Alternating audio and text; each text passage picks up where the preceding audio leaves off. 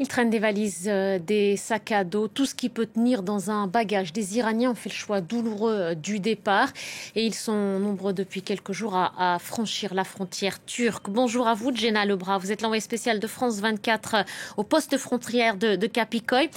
Jenna, je le disais, il y a eu ce choix, parfois fait dans la douleur par certains, de franchir la frontière. Est-ce qu'ils sont toujours aussi nombreux ce samedi ? Alors effectivement, je me retrouve à l'un des deux points de passage ouverts actuellement entre l'Iran et la Turquie. Kapikoy, vous l'avez dit, c'est le poste frontière le plus fréquenté. Et depuis tôt ce matin, j'ai vu arriver des vagues de personnes avec des bagages, principalement des hommes, mais aussi quelques femmes avec leurs enfants, souvent des adolescents, quelques personnes âgées. Et puis on a vu aussi des étrangers, notamment quelques Français, qui venaient se réfugier de ce côté de la frontière. Alors à l'heure actuelle, on ne peut pas parler d'un exode massif, plutôt d'un flux léger mais constant. Je dirais que depuis ce matin, on a pu voir peut-être entre 80 et 100 personnes arriver chaque heure. Quand elles arrivent ici, elles montent dans des taxis collectives en direction de Van, la ville la plus proche, Ankara, la capitale, ou pour les plus courageux jusqu'à Istanbul. Alors j'ai parlé ce matin à peu près une trentaine de personnes. La plupart avaient fait plusieurs jours de voyage depuis Téhéran, mais c'est assez intéressant. Personne ne veut parler à la caméra. La plupart prétextent être venus en vacances ou venir assister à un match de foot, puisque je vous le rappelle, les Iraniens n'ont pas besoin de visa pour rentrer en Turquie.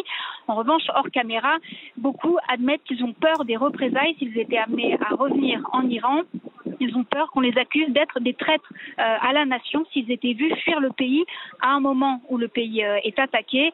La plupart, néanmoins, assurent vouloir rentrer dans quelques semaines quand les choses se sont calmées. Il faut le dire aussi, on a croisé quelques personnes qui disent profiter de cette guerre pour fuir le pays et ne plus y revenir. C'est bien évidemment une situation qui inquiète au plus haut point les autorités turques qui craignent une arrivée massive d'Iraniens après les Syriens et les Afghans. La migration, c'est un sujet politique, de politique intérieure très sensible en Turquie.